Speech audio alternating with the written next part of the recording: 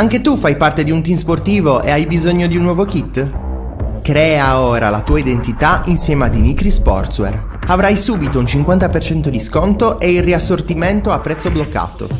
Oltre 300 sono le società che si sono già affidate a noi. E tu cosa aspetti? Contattaci subito al 379 244 8537 o entra su dimitri.com.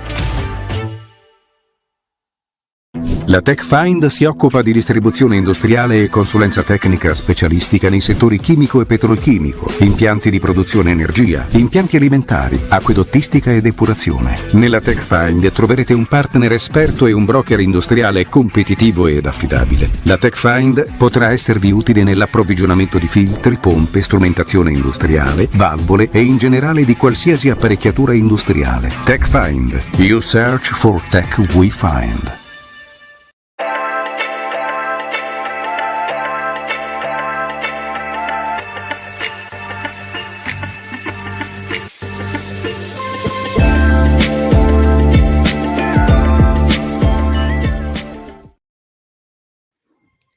Bentrovati amici di 131 e di Basket nel nuovo appuntamento con Trick and Roll, il magazine dedicato alla pallacanestro isolana. È stata una settimana in cui si sono vissute diverse emozioni, come al solito la chiusura, almeno parziale, dei campionati, dei massimi campionati regionali con ultimi appuntamenti, ma soprattutto un'altra vittoria in Dinamo Sassari, forse non dico più inaspettata rispetto alla prima guadagnata contro la Virtus Bologna, ma comunque importante in un campo mai banale come quello di Venezia.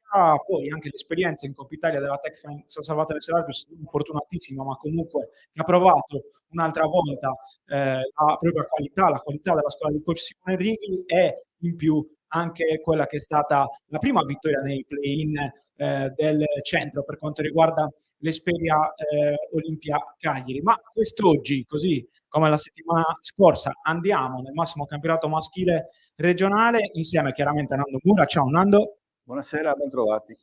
Con noi ospite invece c'è Roberto Zucca, coach dell'Olimpia Cagliari. Ciao Roberto, benvenuto. Ciao a tutti e grazie per l'invito. Nando, subito a te come al solito. Sì, dicevamo prima che ormai i sassaresi stanno invadendo anche sul Sardegna, no? A parte le battute, Roberto Zucca è un giovane allenatore di Sassari, scuola Dinamo, è stato assistente di Vincenzino Esposito e anche di Gianmarco Pozzecco, e fa parte ed è un elemento molto importante di uno dei progetti più interessanti degli ultimi 2 secoli, oserei dire, a Cagliari, cioè la creazione di questa Olimpia, che è una sorta di academy dell'Esperia.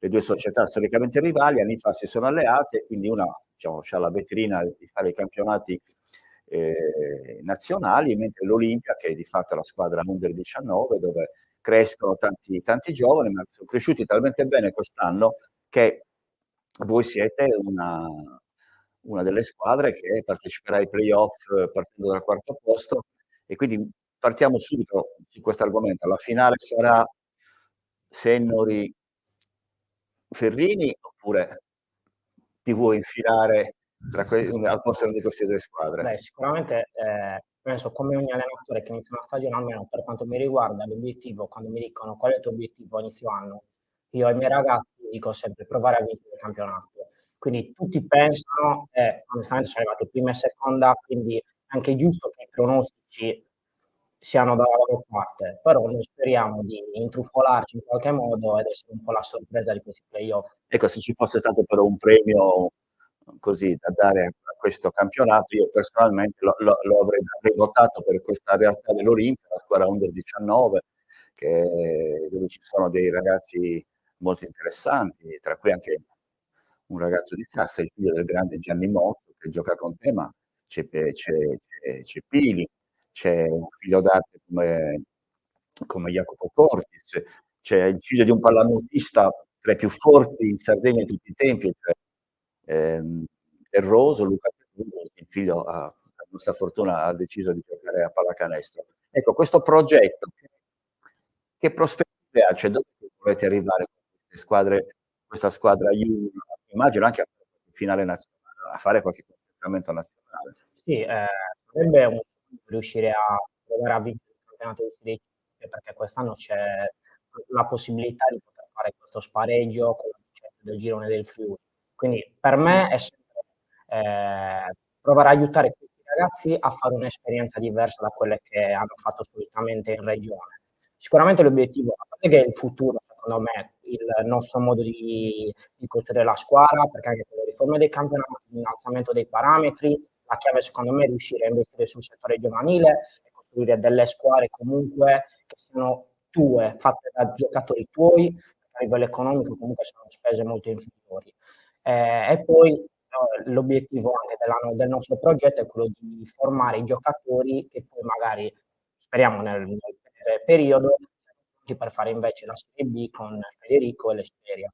Ecco, appunto su questo, prima di concentrarci un po' su quello che è stato il cammino quest'anno dell'Olimpia, come appunto lavorare, non dico in simbiosi, ma quasi, perché alcuni dei ragazzi che giocano magari a fine settimana con te, poi quello dopo vanno con coach Federico, ma anche con la B, insomma, com'è anche rapportarsi e lavorare, insomma, con questa realtà al fianco. Allora, devo ammettere che non è semplice, nel senso che comunque questi ragazzi, qualcuno di loro ha fatto anche minuti in partite importanti e quindi essendo comunque anche la squadra dell'Esperia è stata costruita cercando dal nono al 12 di dare spazio ai giovani, capita che magari noi siamo andati ad affrontare delle partite dove 1/2 ragazzi che di solito si allenano anche con me in settimana poi sono stati assenti durante le partite di Serie C per giocare in Serie B.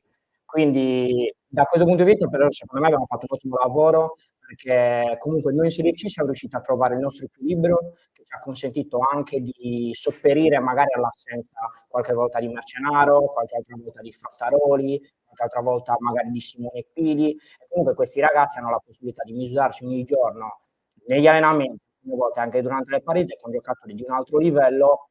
Ecco, però il problema spesso c'è questo doppio tesseramento, che ci sono dei ragazzi giovani che magari in Serie C per necessità tua, ma anche per aspetti ancora più evidenti, giocano, non so, dalla pivot, mentre invece magari quando vanno a giocare in un campionato superiore si devono allontanare dal canestro. Ecco, questo è un problema oppure anzi è meglio che sia questo, così si abituano a giocare in più ruoli? Guarda, ti dico, allora, noi questo problema forse non ce l'abbiamo, perché comunque allora Simone Pili secondo me è uno che può giocare tutti i ruoli, Sì. per quanto mi riguarda. Figlio di una pallavolista, sì. quindi avete rubato la magari palla non può giocare playmaker, ma nella mia idea io sto cercando anche di fargli giocare il pick and roll da palleggiatore, per esempio, perché oltre che adesso un'arma tattica, secondo me comunque un passatore di 2,2 m ha una visione maggiore magari di un ragazzo alto, 1,70 m per dire.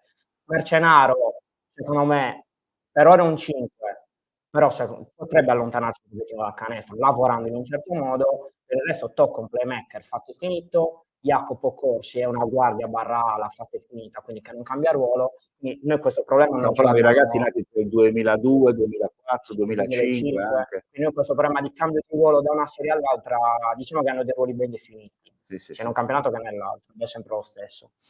Ecco, insomma, anche da questo punto di vista è un'arma, però anche la poliedricità, diciamo, dei giocatori, soprattutto di un giocatore come Pili, che sicuramente ne abbiamo parlato diverse volte, anche con Nando è uno dei prospetti più interessanti, però insomma, anche guardando un po' quello che è stato, come dicevo prima, il cammino della squadra, no? Che si è stati capaci di battere una squadra come la Ferrini, che non è mai facile, di mettere qualche pensiero, insomma, qualche granello di sabbia contro tutte le squadre, alla luce di quelli che saranno poi i playoff, che sono un campionato a parte, mi sento di dire. Però ecco, quanto sei soddisfatto di quello che avete fatto finora? No, siamo sicuramente molto soddisfatti, sia io, il mio staff, ma anche la società. Perché comunque rispetto agli altri anni, che sono stati la base però del percorso di quest'anno, comunque le esperienze degli anni passati le hanno portati quest'anno anche con qualche innesto, perché devo essere sincero, ci sono aggiunti Stefano Chessa, che è stato fondamentale per noi, Giovanni Palazzi, che ha fatto una stagione incredibile, Tommaso Mozzo, che anche se nel 2019 comunque a Sassari ha fatto delle esperienze importanti a livello giovanile. Quindi la squadra, secondo me, a nomi è un livello superiore rispetto a quello degli anni passati. Però siamo soddisfatti perché comunque alla fine non abbiamo mai preso grandi imbarcate, anzi abbiamo preso una partita di 30 con Ferrini, da loro all'andata senza metà squadra, quindi è stata l'unica imbarcata che abbiamo preso. Come hai detto tu prima, abbiamo comunque, ci siamo giocata a viso aperto con tutte le squadre del campionato e se a inizio anno mi avessero detto guarda farai un campionato di questo tipo ci avrei messo la firma, avendo anche il fattore campo e playoff che non è per niente scontato. Ma com'è che sei arrivato qui a Diciamo che Cagliari? è finito il mio ciclo alla Dinamo Sassari dopo 7 anni bellissimi.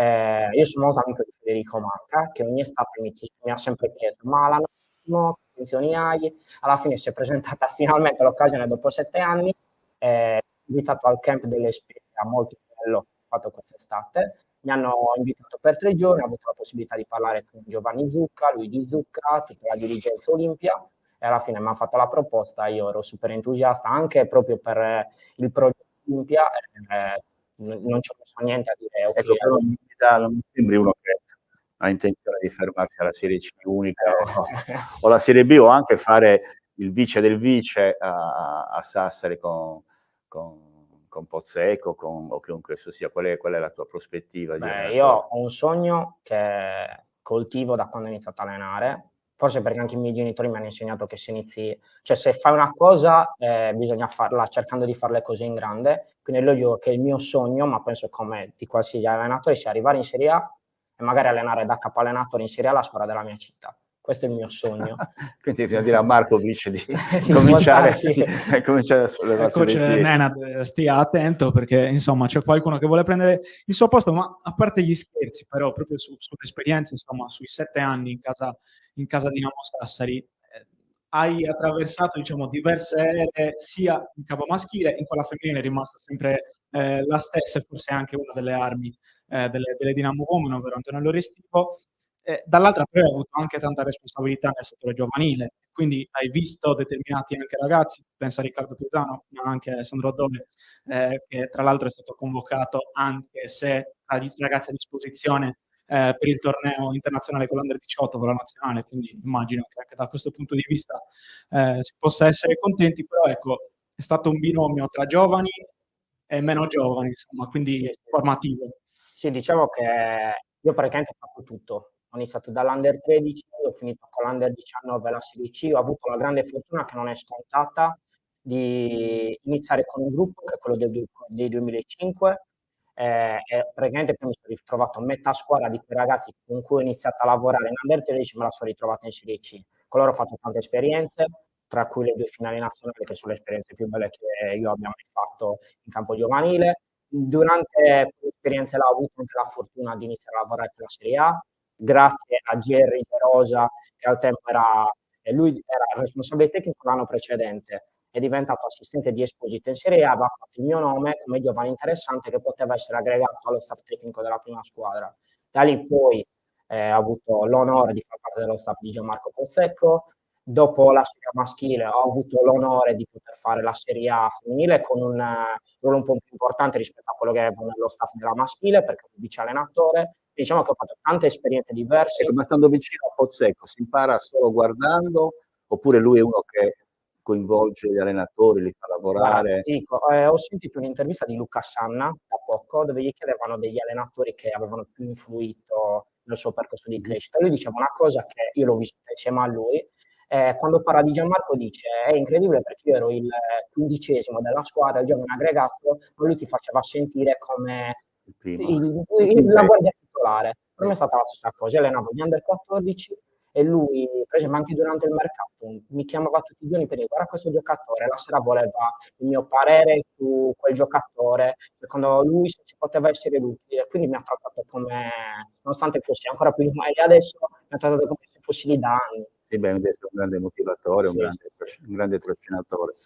Ecco, prima di passare insomma ai discorsi generali e parlare, mentre stavamo anche vedendo qualche foto insomma che abbiamo rubato dal tuo Instagram, insomma, con Gianmarco Pozzecco, Edoardo Casalone, Gerry De Rosa, insomma diversi profili che hai citato poco fa. Ti chiedo, quest'estate hai partecipato, se non mi sbaglio, anche quella scorsa, quella precedente, al camp di Marco Spissu, quindi un'esperienza insomma diversa. Ecco, in quel caso è rapportarsi con un giocatore per tornare anche un po' al discorso di prima, però è anche un'occasione per fare qualcosa che magari di solito non si fa, cioè lavorare off season, fuori dalla stagione. Da questo punto di vista ti voglio chiedere anche quanto è importante magari aggiungere questa parte qua nel lavoro anche soprattutto dei più giovani, secondo te? Guarda, allora io penso che l'off season, non dico che valga più della stagione, però è la parte di stagione dove tu puoi lavorare, per concentrarti più su te stesso. E non parlo a livello tecnico, ma anche a livello fisico. Quindi secondo me è una parte fondamentale. Tra l'altro al camp di Marco forse non so se dall'anno scorso, perché io prima non c'ero, hanno inserito una parte dedicata proprio al miglioramento individuale dei giocatori, dove ogni sera prima di cena c'era quest'ora dedicata al lavoro individuale, che è stato un successo perché hanno partecipato tantissimi ragazzini. Io l'esperimento degli individuali è iniziato con Riccardo Pisana alla Dinamo, che è un ragazzo che cioè, può sempre lavorare, anche d'estate, lui non andava al mare perché voleva fare allenamento. Quindi diciamo che è stata un po' la mia cavia, e onestamente lui era uno che anche durante la stagione riusciva a ritagliare lo spazio per fare 2 individuali alla settimana, e onestamente alla fine dopo 2, 3, 4, 5 mesi i miglioramenti erano evidenti, perché era il suo tipo di gioco, quindi allenamenti indirizzati alle sue caratteristiche, non quindi allenamenti generali, che gli permettevano poi in campo di rendere di più perché determinate cose gli uscivano in maniera più facile. Sì, sì, Meo Sacchetti una volta mi diceva che secondo lui tutti i giovani italiani, come finisce il campionato, dovrebbero andarsene un mese negli Stati Uniti, prendere contatti con un college, andarci con la compagna, con la moglie, con la famiglia, quello che è, stare in un college e visitare gli Stati Uniti, vedere l'America, però passare giornate intere, che ne so, a tirare oppure a provare un movimento tecnico. Invece c'è un po' di pigrizia. Ecco, ma il movimento giovanile italiano che è sotto accusa da anni, inutile che ci prendiamo in giro, cioè da tanti anni l'Italia fa fatica a produrre giocatori. La stessa Sardegna, se Umala, che Samoggia e Pedrazzini continuano a dettare legge, vuol dire che probabilmente qualcosa. È vero che l'età si è innalzata, come dicevamo qui qualche settimana fa, i Rolling Stones hanno 80 anni e fanno ancora le tournée, cosa impensabile nella generazione precedente. Ecco, però qual è il problema? Perché ci sono meno giovani, sono meno preparati, colpa delle società? Qual è la tua opinione? Io dico una cosa che forse può sembrare anche forte, detta tra l'altro da me che ho iniziato l'altro ieri, però secondo me, come la penso io, siamo principalmente noi allenatori che dobbiamo alzare il nostro livello. Secondo me ci vorrebbero più professionisti e meno dopolavoristi, perché comunque una persona che lavora 10 ore al giorno può avere la passione più smisurata del mondo per quanto riguarda la pallacanestro, ma comunque non riuscirà mai a dedicare il tempo per studiare la pallacanestro, che potrebbe dedicare invece a una persona che viene pagata solo per quello. Per esempio, questo è uno, secondo me, dei motivi anche per il quale la nostra pallacanestro qua in Sardegna non è di altissimo livello. I ragazzi bravi secondo me ci sono, perché se poi si va a prendere i vari giovani, Luca Sanna va fuori e sta facendo un campionato da protagonista fuori, Ezio Gallizzi è sassarese e sta facendo un campionato super di interregionale. Dario Zucca, che viene spesso dimenticato che è sardo, sta facendo un super campionato. Senza citare Sasha Grant. Sasha Grant sta giocando in Serie A. Che tra l'altro da poco ho visto un bel servizio fatto dalla FIP proprio, in cui intervistano al Final 8 che c'è stato di Coppa Italia, intervistano una dozzina di suoi avversari. La domanda era: dove è nato Sasha Grant? E questi dicevano Boston. L'hai visto? È una cosa spettacolare, perché quando poi ci sono detto Cagliari, no, non è vero. Invece, però ecco, vedi, tu dici negli ultimi anni Gigi D'Antona, Marco Spissu, Sasha Grant, cioè vuol dire, non è che la Sardegna può produrre un LeBron James ogni 6 mesi, vuol dire, già questi 3 giocatori sono forse frutto anche un po' del caso, non lo so, però sono 3 giocatori che per un momento abbiamo sognato che potessero far parte tutti quanti di un ipotetico quintetto della nazionale. Quindi probabilmente dove si lavora bene, dove c'è il materiale umano buono, probabilmente si può arrivare dove era impensabile, o no? Sì, secondo me noi abbiamo un grosso problema che purtroppo non è colpa nostra, che Siete bassi, voi sardi siete no, bassi. a parte quello, però i ragazzi, ed è un argomento di discussione ormai di ogni anno, è che non possono confrontarsi con determinate realtà, perché comunque siamo un'isola, molte volte è difficile fare i campionati nazionali a livello giovanile, parlo di, che ne so, un under 19 eccellenza. Veramente se avessimo la possibilità di fare queste tipologie di campionato anche per i ragazzi sarebbe prima di tutto uno stimolo in più. e gli permetterebbe di confrontarsi con realtà veramente importanti del basket italiano. Però detto questo, non avremo la possibilità di fare campionati nazionali giovanili, cerchiamo di preparare questi ragazzi per i campionati senior. Certo. Cioè, per esempio, a Sassari c'è Senior che ha l'ambizione di voler fare una Serie B, l'Esperia fa la Serie B. Cerchiamo allora di aiutare questi ragazzi ad avere un obiettivo che magari fare un campionato nazionale sulla propria isola ed essere protagonisti in questi campionati qua. Secondo me è un'altra via per far crescere i nostri giocatori. Assolutamente, poi ci deve essere anche da parte dei ragazzi, non è facile, bisogna trovare anche gli stimoli giusti, il fatto di riuscire anche a coniugare più cose, perché chiaramente oltre al basket c'è anche lo studio, immagino, con i giovani, con i più giovani soprattutto, quindi riuscire insomma ad avere la testa sulle spalle e la voglia anche di lavorare, come dicevi tu, l'esempio di Riccardo Pisano prima, ci vuole tanta voglia per migliorare, ci vuole tanta voglia per fare le cose, e quindi anche da quel punto di vista deve essere un lavoro delle società, deve essere un lavoro dei ragazzi e delle famiglie, e poi mi sento di dire è un problema di cui abbiamo parlato anche qua, perché al di là del Tirreno in mezzo c'è anche un problema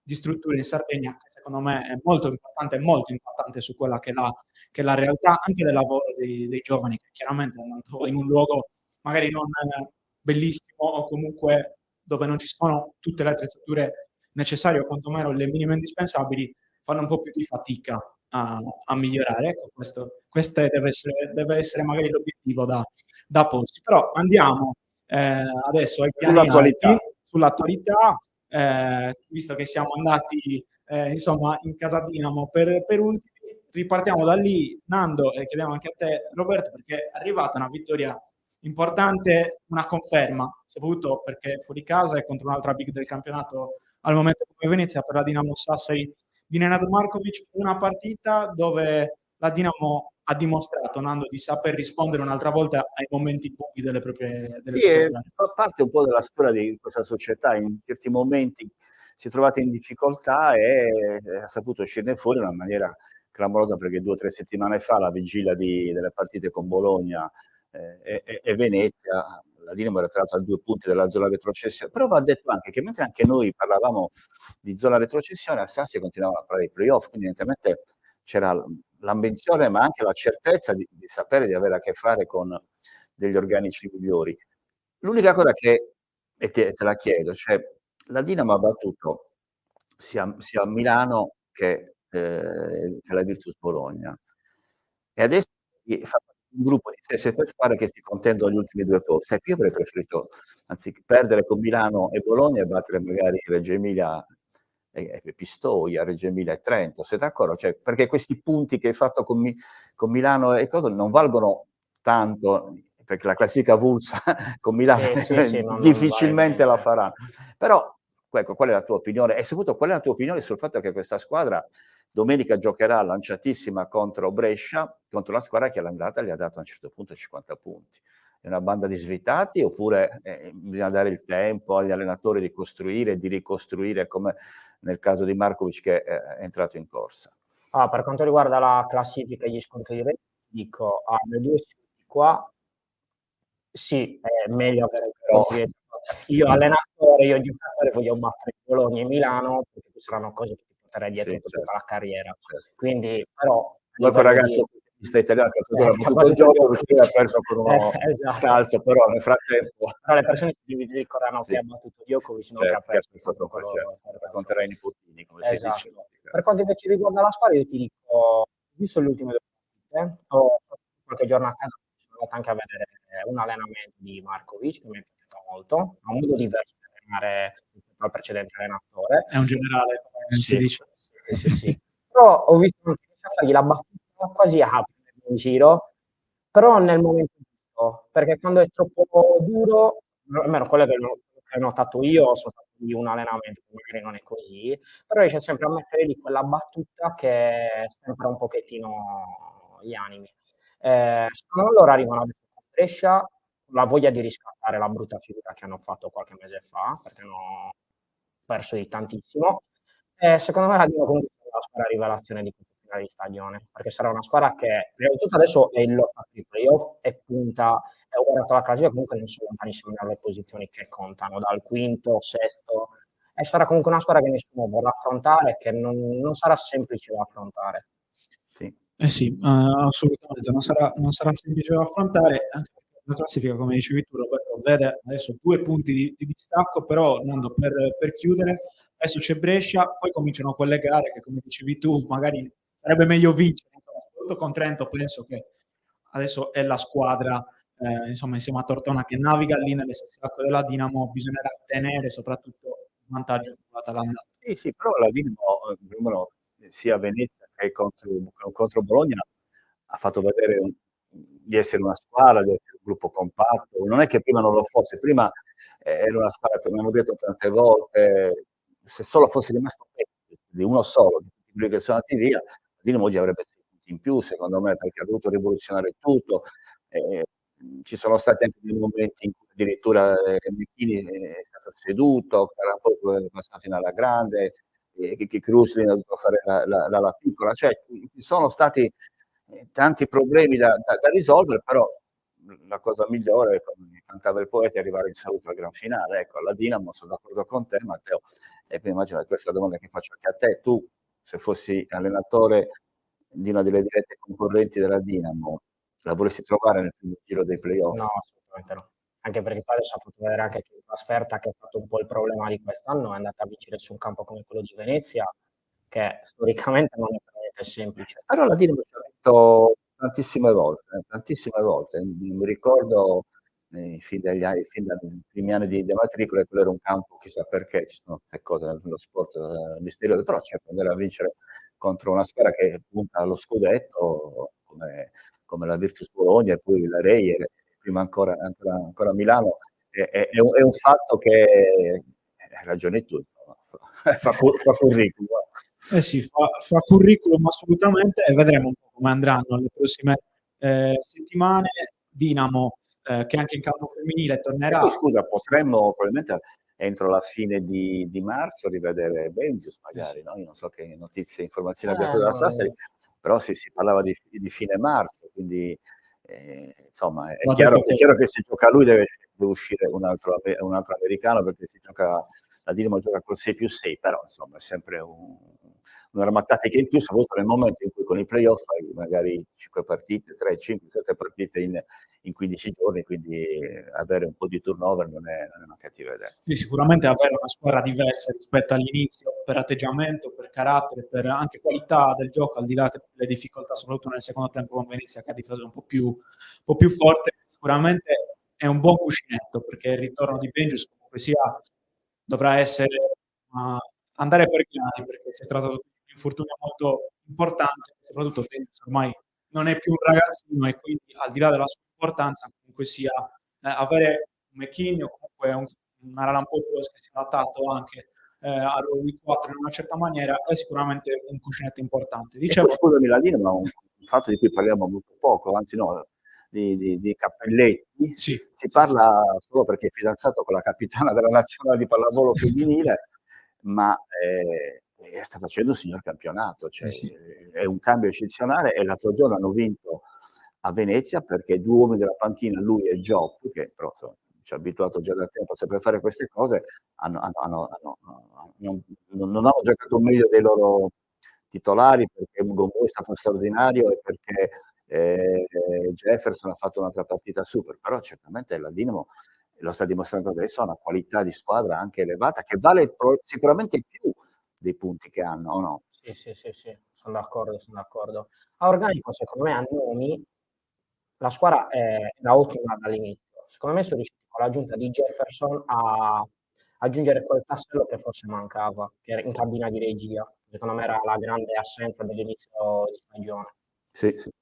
Sì, anche perché poi il capo l'ha detto, quello giudica tutto, dice tutto, non lascia scampo. Sicuramente il parquet ne abbiamo parlato in settimana, mi faccio autopubblicità in questo momento sul sito, quindi se volete andare a leggere e dirci cosa ne pensate, non fa mai male. Però andando avanti, ricordavo che si torna in campo questa settimana, match fondamentale per la Dinamo Uomini di Antonello Restivo contro il Sanga Milano, quindi è una partita diciamo più abbordabile. Sarà poi una settimana importante per Carangelo e Toffolo, che andranno in nazionale, Toffolo per la nazionale sperimentale femminile e Deborah Carangelo per il 3 contro 3, 2 giorni di lavoro intenso. E poi la Dinamo di Antonello Restivo avrà il periodo finale dove ci saranno tutte sfide diciamo aperte a ogni pronostico, e quindi al di là magari della sfida contro la Virtus Bologna, e quindi tutte le possibilità di raggiungere quei playoff, di confermarsi nei playoff, nonostante una stagione comunque sia difficile, visto anche un livello del campionato che si è rialzato, perché basta vedere la classifica di Campobasso, di Ragusa, insomma tutte squadre che sono tornate lì a lottare. Torniamo però in casa Esperia Olimpia, perché parliamo, Nando e Roberto, per un attimo di quella che è stata la prima vittoria dell'Esperia nei play-in del centro, insomma, della Serie B interregionale. Una vittoria importante dove l'Esperia ha comunque confermato il suo status, no, di squadra che magari non segna tanto, però difende forte, alla fine le partite le può portare a casa. No? E intanto c'è da segnalare che anni fa l'Esperia giocava nel campionato dove adesso allena il nostro ospite. Ci sembrava quasi impossibile pensare allora che a distanza di pochi anni avremmo visto l'Esperia comunque passare dalla unica alla Silver, poi al Gold, poi alla B nazionale. Adesso sta facendo questa pool che ti dovrebbe permettere di arrivare a fare i playoff nella Serie B nazionale, traguardo non più raggiungibile secondo me. E anche lì si può discutere delle formule, perché l'Esperia si è trascinata dietro, come tutte le squadre, i punti della prima fase negli scontri diretti. Ora, se torno al discorso di prima, tu magari fai un bel 4-0 con una squadra che poi non entra, magari sta fuori per 2 punti e tu rimani a 0, quando invece magari un'altra squadra che è meno forte di te, però si porta dietro un 4-0 o dei punti, quindi queste formule sono sempre abbastanza discutibili, però stiamo vedendo una buona pallacanestro, io credo, no? Perché l'Esperia fa una buona pallacanestro, perché difende, perché nonostante tutte le difficoltà, ecco, la settimana scorsa scherzavamo sul fatto che Porto Recanati a 350 km in macchina da Fiumicino, cioè quando infatti anche tu il playoff, il primo turno lo farei con l'Antoniano, meglio farlo con l'Antoniano andando a quarto che non farlo con Sant'Orsola andando magari 1 o 2 volte in settimana a Sassari. Di che cosa ha bisogno l'Esperia secondo te per fare un salto qualitativo, a parte tu al posto di Federico Manca? No, no. Di che cosa ha bisogno? Di un fuoriclasse assoluto, un uomo da $3 milioni, oppure è un progetto che va avanti così passo dopo passo con molta cautela? Guarda, hai toccato il punto. Allora, secondo me questa parte qua, cioè questi playoff per qualificarsi, poi playoff per la promozione che sta facendo l'Esperia, secondo me vanno visti come un'esperienza in più da fare. Giusto. L'obiettivo era la salvezza. Io arrivando a una società che non fa mai il passo più lungo della gamba, era posto l'obiettivo di salvarsi con un determinato budget e ha raggiunto l'obiettivo.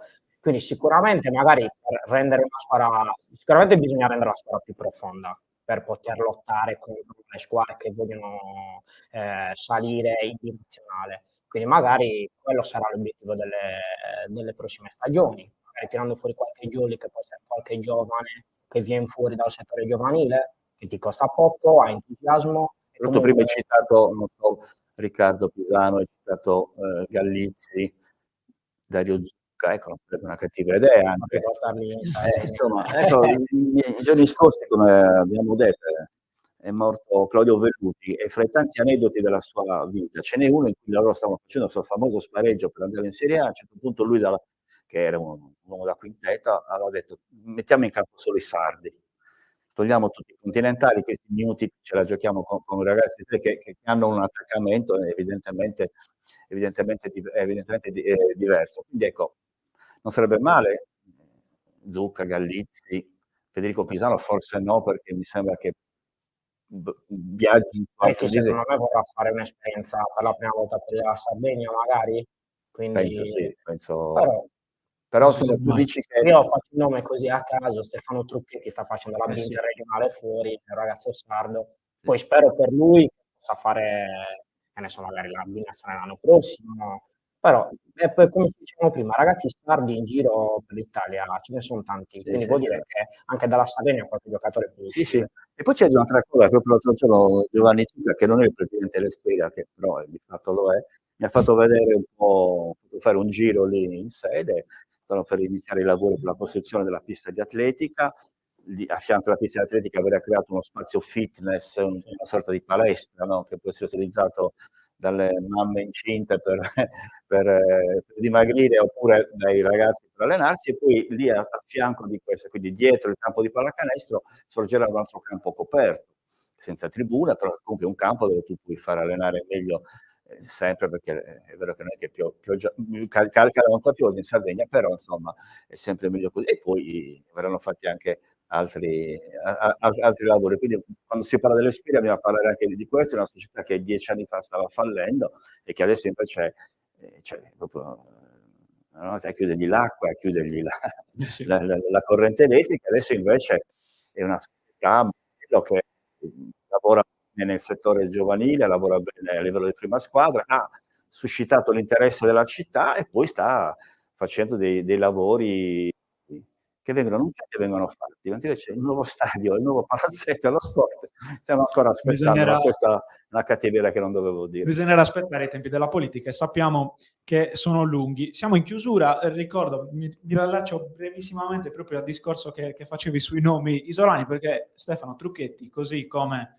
Federico Mazzoleni, quindi figlio del coach Mazzoleni, sassarese anche lui, quindi sardo anche lui, e insieme sono due quelli, esatto, però sono due gemellini, solo Federico Antonio che è a Cantù in questo periodo, insomma, così come Stefano Trucchetti che sta facendo la Serie B interregionale, e insieme ad Alessandro Dore sono i 3 nomi di ragazzi isolani che sono nei giocatori a disposizione per quello che è il torneo principale della nazionale, cioè il torneo Schweizer. Uno degli ultimi sardi a partecipare è stato Merella, quindi quel Merella che gioca a Sennoli, insomma nel 2014 aveva vinto l'oro con Severini, Rocca, ma ha vinto anche lo scudetto con la D, quell'anno Enrico Merella ha avuto una presenza con una tripla, però in quell'anno lì una partita all'effetto l'aveva fatta. Per far capire che i giovani isolani ci sono, e questa è la classe 2006, quindi ce ne sono anche tanti altri, è bello anche scoprirli a poco. Io ringrazio come al solito Nando Mura per essere stato al mio fianco, ringrazio l'Esperia Olimpia Cadire, ringrazio soprattutto Roberto Zucca per essere stato con noi, è stato davvero un piacere, ci vediamo anche per me presto in campo, quindi noi siamo un po' lunghi, io ringrazio soprattutto Francesco Aresu in regia per la grande pazienza di oggi. Noi ci ritroviamo, e ringrazio ovviamente Basket, mando un saluto anche a Luca Rubiu che aspettiamo in diretta con noi, un ringraziamento anche a UTG che ci ha ospitato, e vi do appuntamento a mercoledì prossimo per la prossima puntata di Trick and Roll. Grazie a tutti. Sì.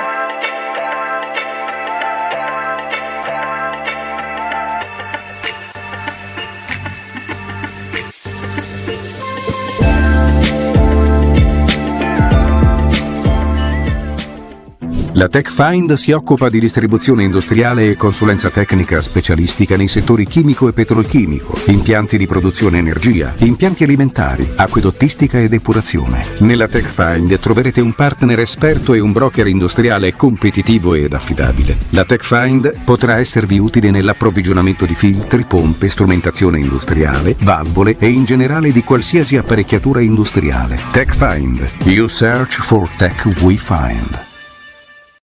Anche tu fai parte di un team sportivo e hai bisogno di un nuovo kit? Crea ora la tua identità insieme a Dinicri Sportswear. Avrai subito un 50% di sconto e il riassortimento a prezzo bloccato.